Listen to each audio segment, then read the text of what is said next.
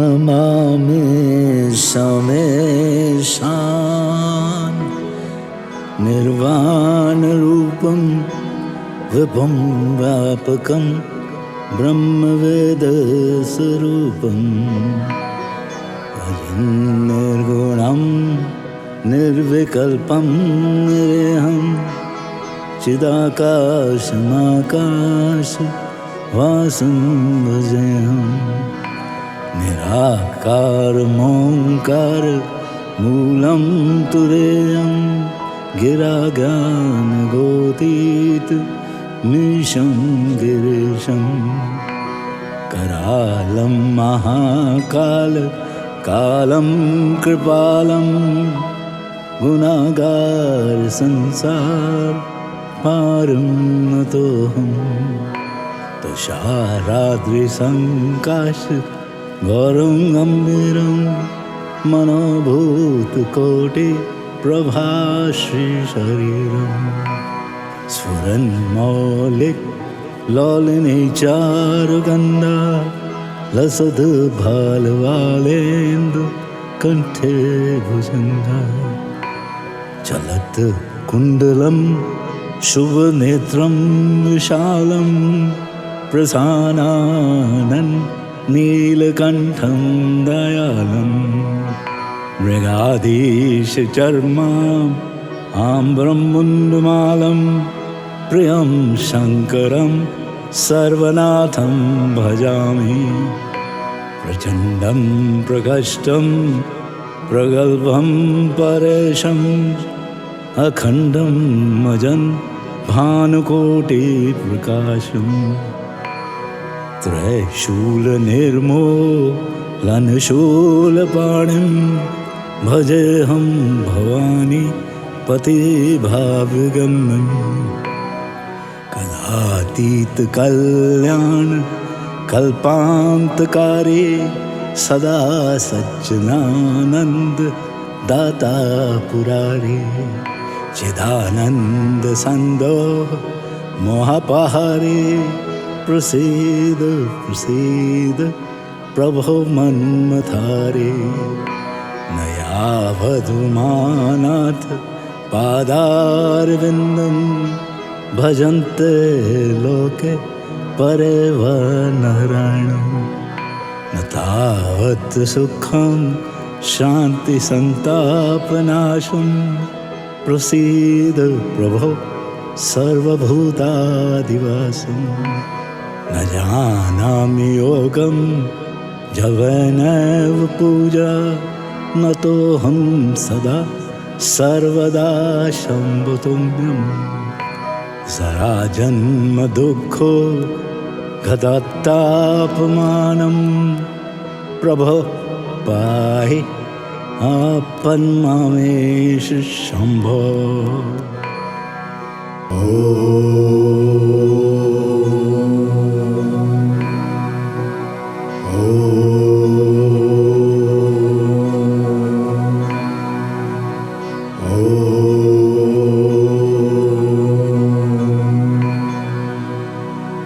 नमामि समेशान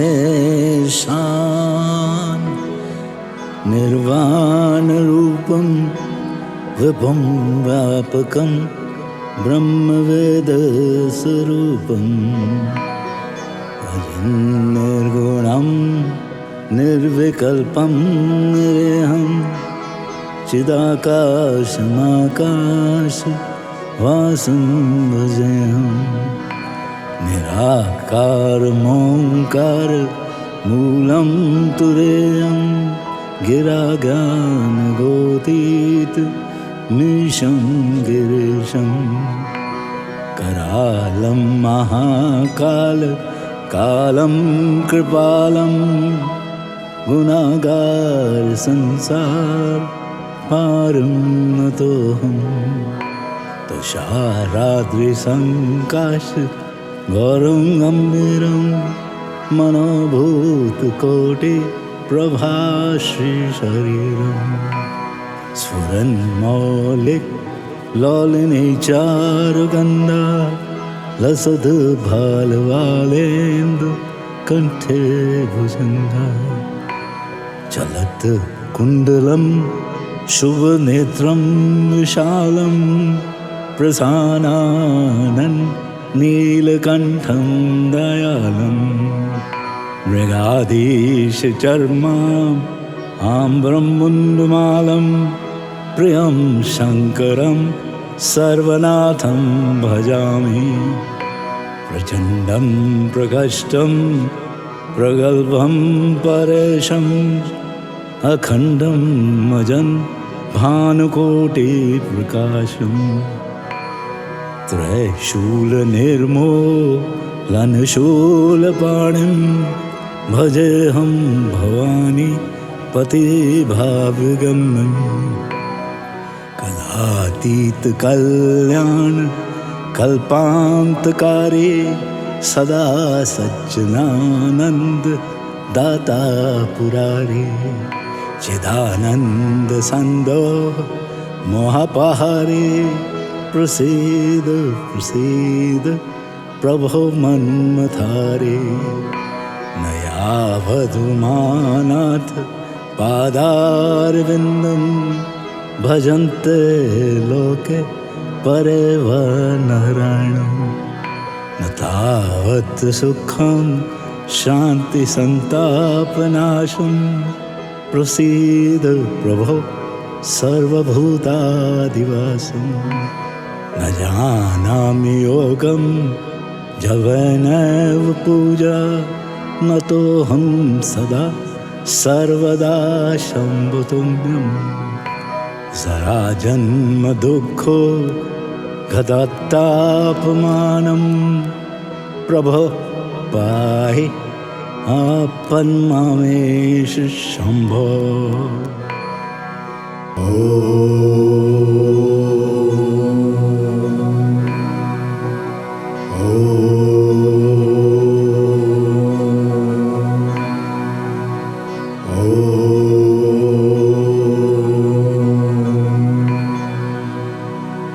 नमामि समेशान् निर्वाणरूपं विभुं व्यापकं ब्रह्मवेदस्वरूपं निर्गुणं निर्विकल्पं निरेहं चिदाकाशमाकाशवासं भजेऽहम् निराकारमोङ्कार मूलं तुरेयं गिरागानगोतीत मीशं गिरीशं करालं महाकाल कालं कृपालं गुणागार संसार पारं नतोऽहम् तुषाराद्रिसङ्काश गौरं गम्भीरं मनोभूतकोटि प्रभाश्रीशरीरम् स्फुरन्मौलिक लौलिनी चारुगन्धा लसद्भालवालेन्दु कण्ठे भुजङ्गा चलत् कुण्डलं शुभनेत्रं विशालं प्रसानानन् नीलकण्ठं दयालम् मृगाधीशचर्माम् आम्रं मुण्डमालं प्रियं शङ्करं सर्वनाथं भजामि प्रचण्डं प्रकष्टं प्रगल्भं परेशम् अखण्डं मजन् भानुकोटिप्रकाशम् त्रयशूलनिर्मूलनशूलपाणिं भजेऽहं भवानी पतिभावगम्यं कलातीतकल्याण कल्पान्तकारी सदा सच्चिदानंद दाता पुरारी चिदानंद संदोह मोहपहारे प्रसीद प्रसीद प्रभो मन्मथारे नयावधुमानाथ पादारविन्दं भजन्ते लोके परिवनहरणं न तावत् सुखं शान्ति संतापनाशं प्रसीद प्रभो सर्वभूतादिवासं न जानामि योगं जवनैव पूजा न तोऽहं सदा सर्वदा शम्भुतुम्यं जराजन्म दुःखो गदत्तापमानं प्रभो पाहि आपन्मामेष शम्भो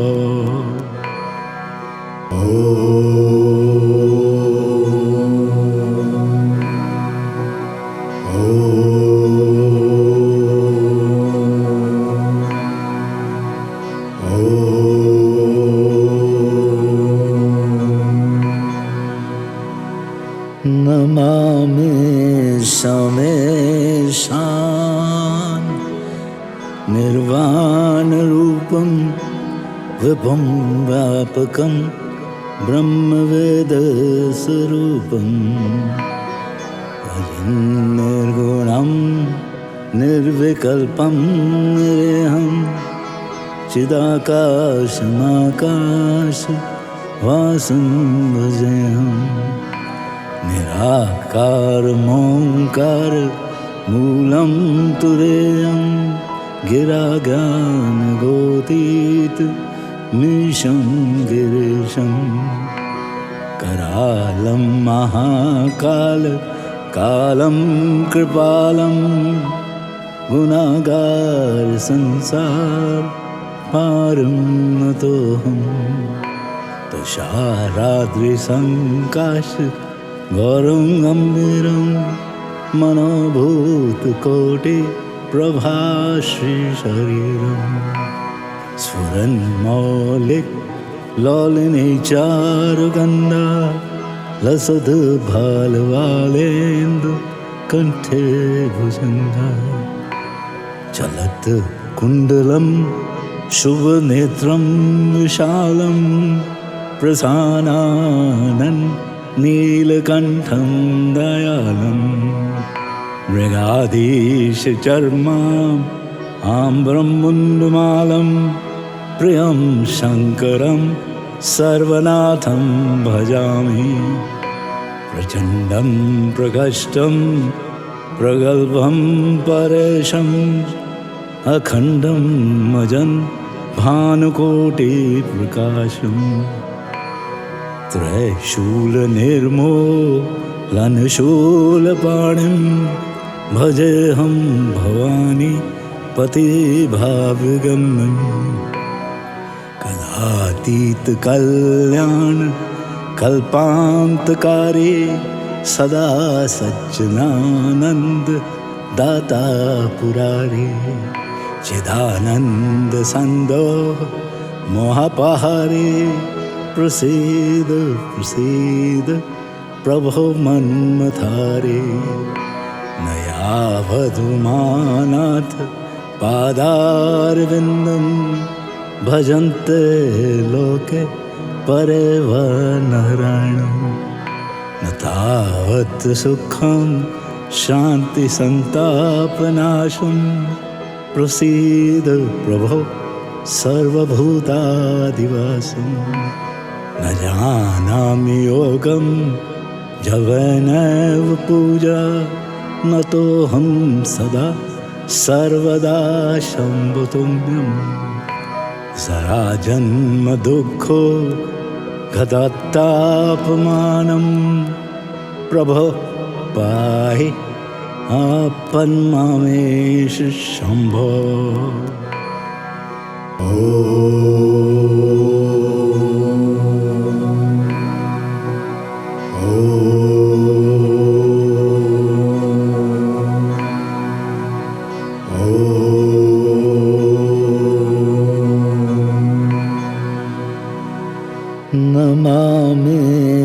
समेशान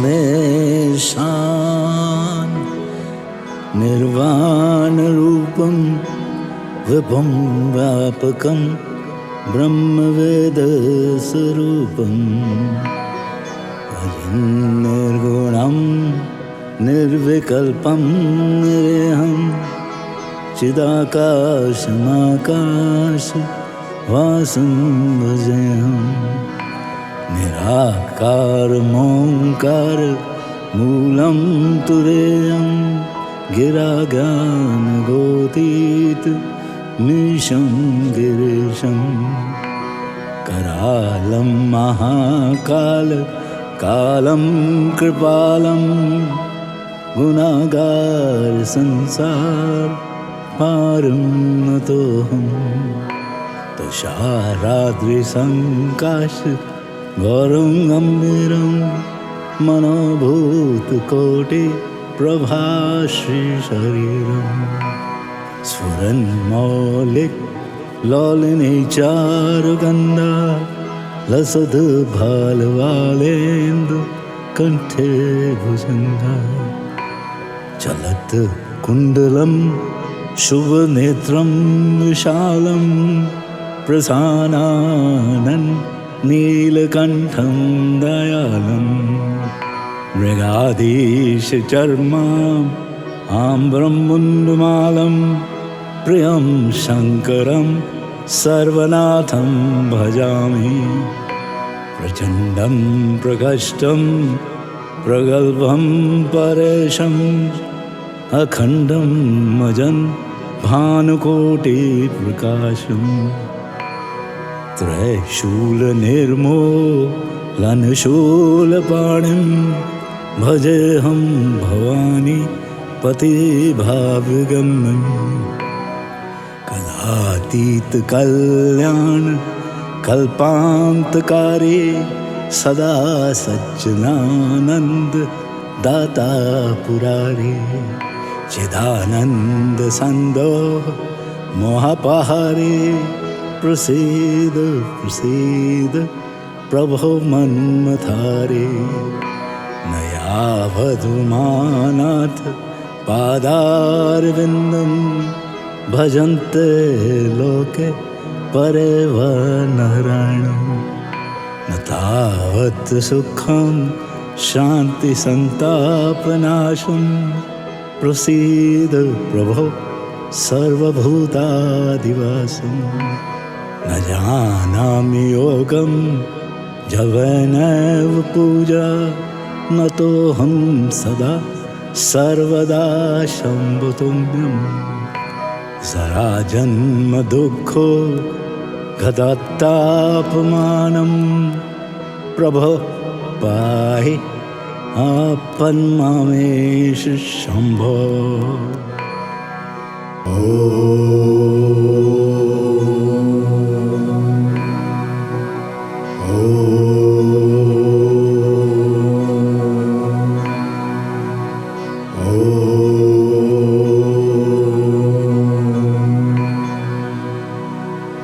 नमामि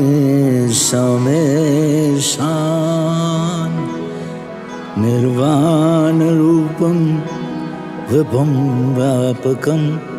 ब्रह्मवेद स्वरूपं निर्गुणं निर्विकल्पं निरेहं चिदाकाशमाकाश वासं भजेऽहं निराकारमोङ्कार मूलं तुरेयं गिराज्ञानगोतीत मीशं गिरीशं करालं महाकाल कालं कृपालं गुणागार संसार पारं नतोऽहं तुषाराद्रिसङ्काश गौरं गम्भीरं मनोभूतकोटि प्रभाश्रीशरीरं स्फुरन्मौलिक लौलिनीचारुगन्धा लसद्भालवालेन्दु कण्ठे भुजङ्गा चलत कुंडलम शुभ नेत्रम विशालम प्रसानानं नीलकंठं दयालं मृगाधीश चर्माम् आम्रं मुण्डमालं प्रियं शंकरं सर्वनाथं भजामि प्रचंडं प्रकष्टं प्रगल्भं परेशम् अखंडं मजं भानुकोटिप्रकाशम् त्रैशूलनिर्मूलनशूलपाणिं भजेऽहं भवानी पतिभावगम्यं कलातीतकल्याण कल्पान्तकारी सदा सज्जनानंद दाता पुरारी चिदानंद संदो मोहपहारी प्रसीद प्रसीद प्रभो मन्मथारी नयावधूमानाथ पादारविन्दं भजन्ते लोके परिवनरायणं न तावत् सुखं शांति संतापनाशं प्रसीद प्रभो सर्वभूतादिवासं न जानामि योगं जवनैव पूजा न तोऽहं सदा सर्वदा शम्भुतुम्यं जरा जन्म दुःखो गदत्तापमानं प्रभो पाहि आपन्मामेष शम्भो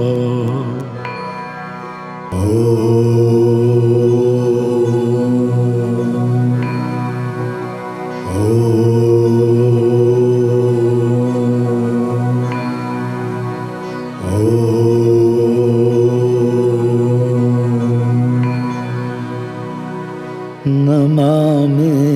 समेशान निर्वाणरूपं विभुं व्यापकं ब्रह्मवेदस्वरूपं निर्गुणं निर्विकल्पं निरेहं चिदाकाशमाकाशवासं भजेऽहं निराकारमोङ्कार मूलं तुरेयं गिराज्ञानगोतीत मीशं गिरीशं करालं महाकाल कालं कृपालं गुणागार संसार पारं नतोऽहं तुषाराद्रिसङ्काश गौरं गम्भीरं मनोभूतकोटि प्रभाश्रीशरीरं स्फुरन्मौलिक लौलिनीचारुगन्धा लसद्भालवालेन्दु कंठे भुजङ्गा चलत कुण्डलं शुभनेत्रं विशालं प्रसानानं नीलकंठं दयालं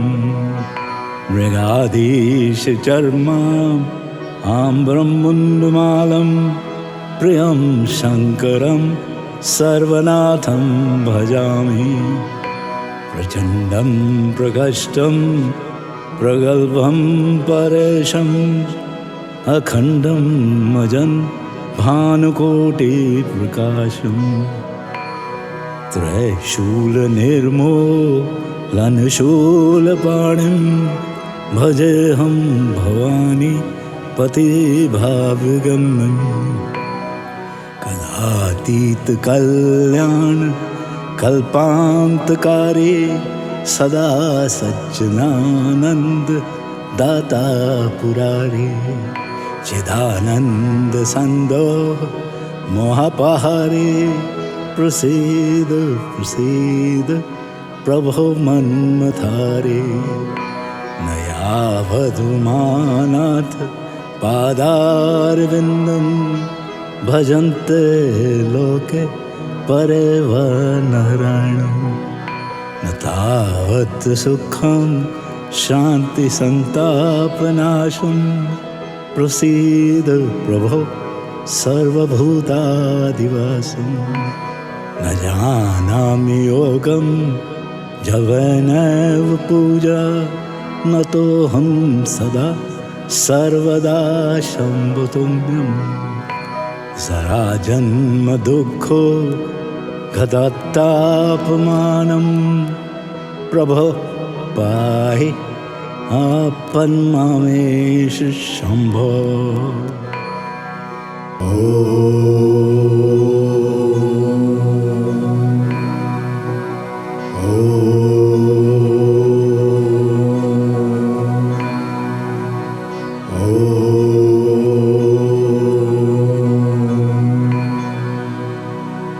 नमामि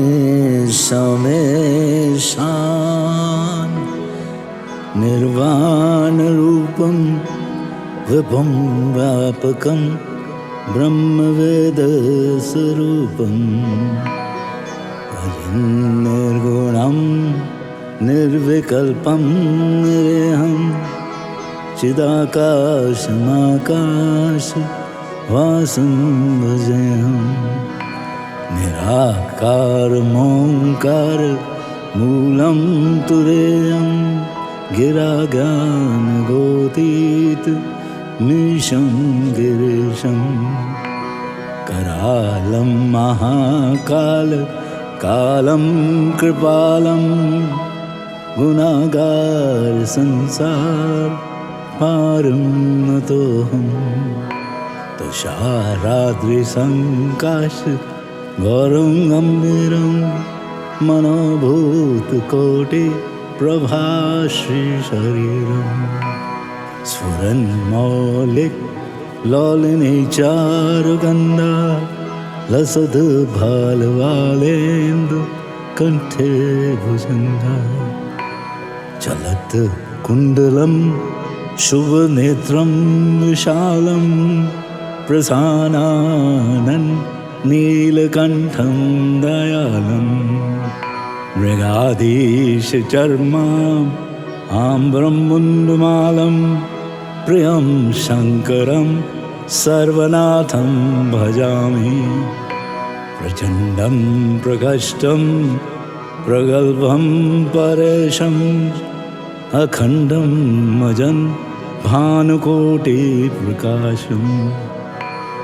त्रयशूलनिर्मूलनशूलपाणिं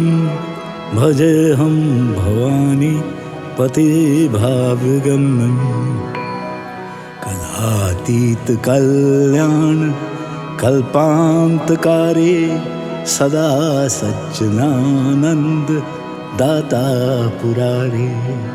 चिदानन्द सन्दोह मोहपहारी प्रसीद प्रसीद प्रभो मन्मथारे नयावधुमानाथ पादारविन्दं भजन्ते लोके परिवनरायणं न तावत् सुखं शान्ति संतापनाशं प्रसीद प्रभो सर्वभूतादिवासं न जानामि योगं जवनैव पूजा न तोऽहं सदा सर्वदा शम्भुतुभ्यं जरा जन्म दुःखो गदत्तापमानं प्रभो पाहि आपन्मामेष शम्भो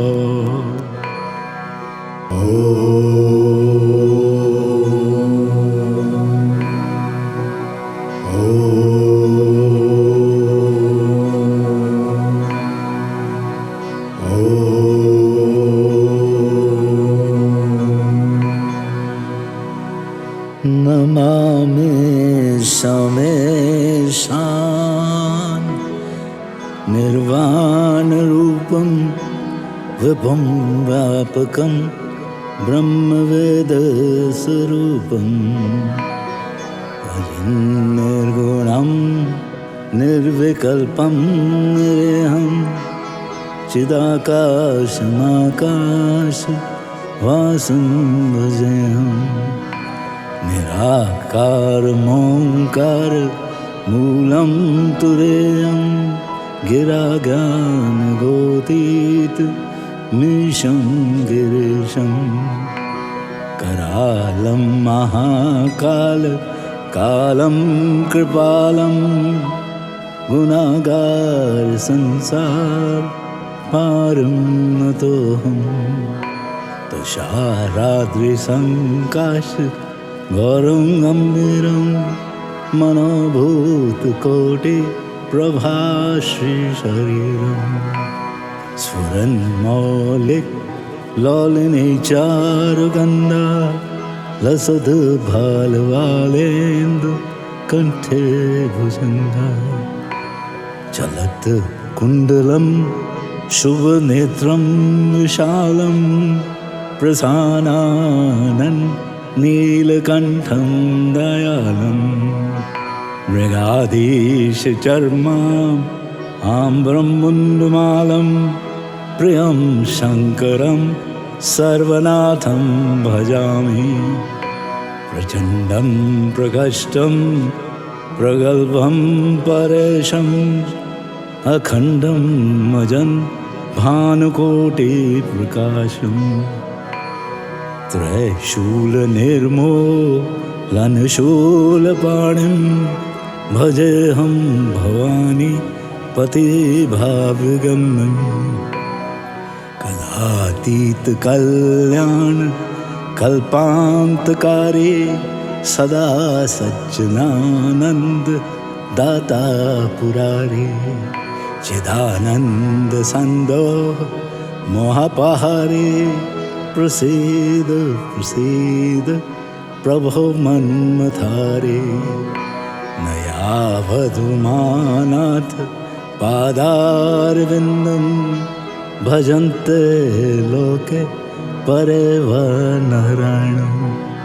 न तावत् सुखं शान्तिसन्तापनाशं